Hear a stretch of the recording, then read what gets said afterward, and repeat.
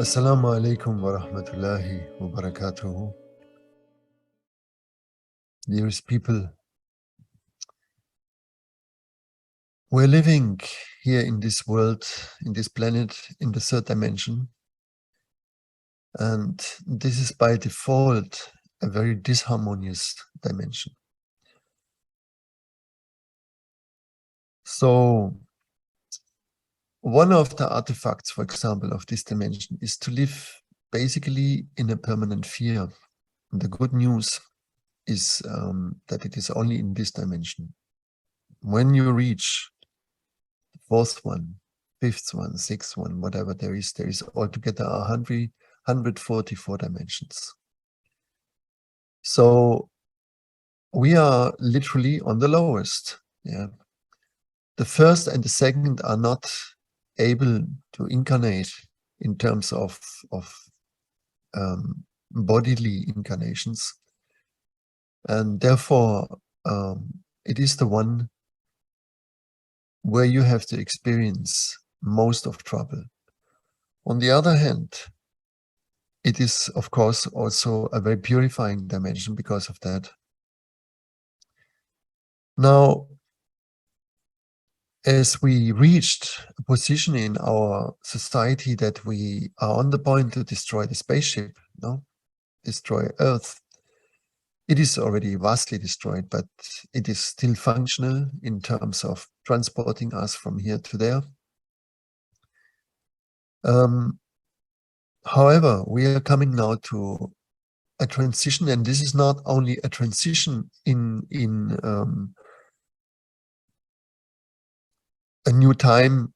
That means there is just a new zodiac, or there is a new constellation astronomically. It is this time a transition in dimensions as well. And what does that mean? That means that those people who are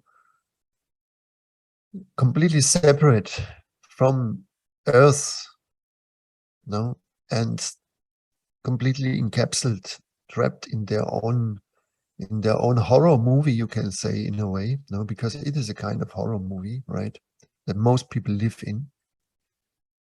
That these people have been called, we all have been called over a very long period of time now, through various masters, prophets, and so on and so on. And there will be a division. Finally, the division has been always in most of the religious terms. There was the division was in believers and unbelievers, or who follow the Dharma, who do not follow the Dharma, and so on. But this is only a very rough division.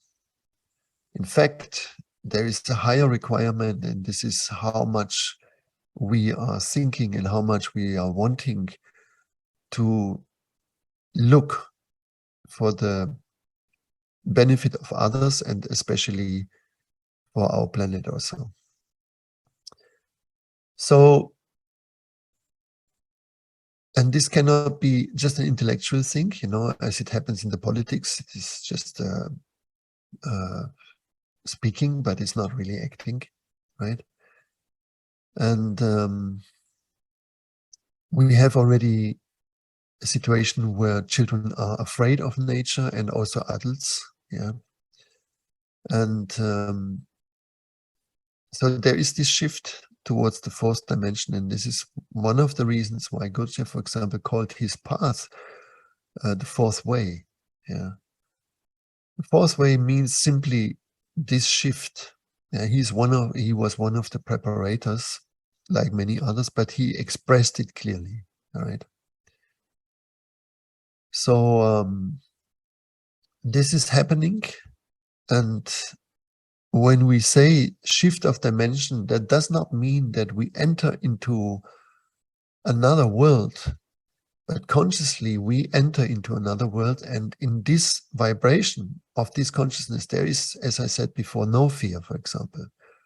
There is a clear consciousness that the way we live yeah, individually and collectively, for most of us, is a kind of craziness because it's all upside down. Yeah, like for example, seeing yourself over a long time screaming, seeing yourself getting drunk, seeing yourself doing things that are just ridiculous, right? That things, you will wake up from those and you will look at yourself and you will really ask yourself, what do I do? Yeah, what am I doing? How do I spend my life? Yeah. And so we care in terms of ecology. We care because it affects our future desires. Yeah, that we want to have a house at the seaside, or that we want to have our holidays, and that we want to have our economically visions that we can expand and expand and expand. No, but in fact, in the fourth dimension, all this becomes irrelevant. And this is already laid down in all the spiritual texts, that they say to us, there is Maya, there is Dunya, there is all these illusions, and they belong to the third dimension. All these things, they become meaningless, and they are meaningless. That is the point. Yeah. So you might understand that intellectually, but you see, a shift can only happen when it goes into the last cell, that really every cell carries that consciousness. So let it think it like this.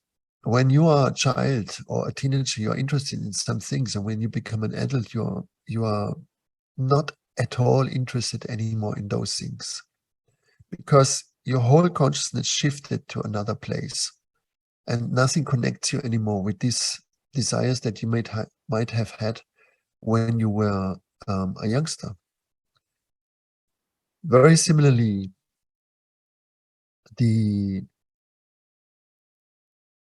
when you shift to another dimension, you have no interest any longer in what happens in this third. You are not belonging anymore to this roughness, to this carelessness, to this stupidity also that happens in this dimension.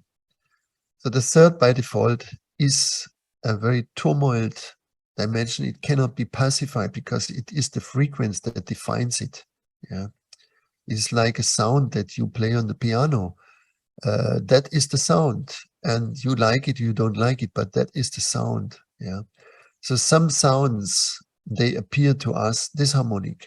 Yeah, and we cannot change that. So this third dimension will never be different. And when in the sacred texts, when there is the description about it, they are full of turmoil. Yeah, and they will continue to be in turmoil until that shift happens and we turn the consciousness into the fourth. And that is a harmonious dimension. And that is where we look basically more to the other. Yeah. So astrologically, it happens in the time of Aquarius. This is the sign where you look more to community, and where we get again this understanding that we are not individuals, that we don't have to worry for ourselves first, but that we have to serve creation, that we have to serve the community, that we have to serve the well-being of everybody. We have some ideas in the third dimension about it, but basically money rules, and egoism still rules. And for many masters that appeared, for example, Krishnamurti was one of those, they often were very depressed at the end, seeing that their own work seemed to be almost completely fruitless. Yeah. So this is one price they paid not to have success in a way in their work. They had success for many individuals, but not on a collective field. And this is the process we're into it. So make sure if you want to belong to the new world, then make sure that your prayers change. And I want to give you some good prayers so that you get an idea what would be a good prayer. For example, you pray for the purity of air. You have this longing that you want to breathe good air. You have this longing that you want to see the water pure. You want to have to see the earth well, but not because of your own individual fears, but because you have a love towards nature. There are not many people left, obviously. Yeah. Otherwise, we would bring all our attention to earth, because love does that. Love gives you this wish to care for. Obviously, we do not have it really. It's more like fear-based. No, oh, the heat goes on, the carbon increases, and whatever they are telling. But it's not love. Yeah, no one speaks about that.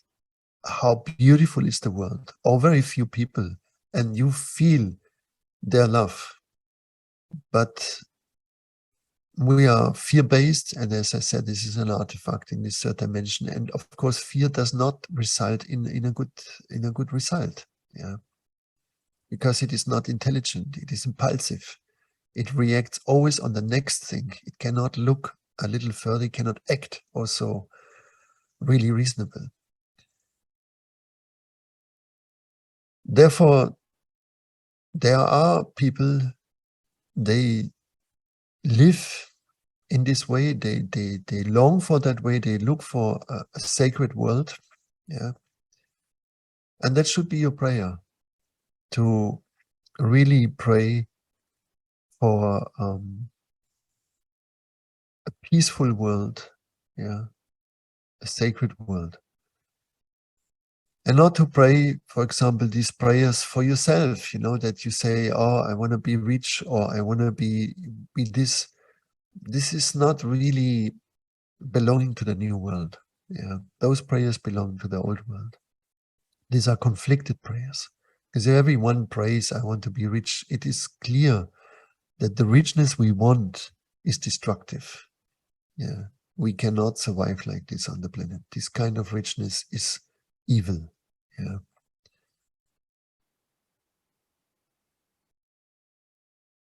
And the young generation feels that, yeah, that they are alone, and of course they have no real guidance, and hopefully they become spiritually guided in a way. And that would be another good thing, to pray for our children. Yeah, to pray for the young people, to pray for this connection between elder people and young people. Yeah, that they get the wisdom of the elders, but not the foolishness of the elders, right? So they can have this strength, and they have this faith also to bear very, very strong situations. How that shift will take place, this is something known only to a very few people, and it is like God's business. Yeah, there you have to have trust.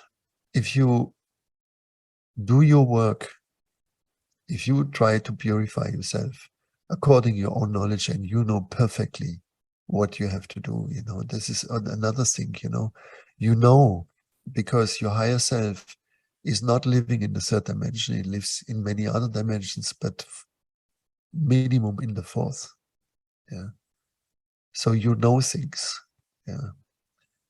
Respond to it and start to live your life in an adequate way.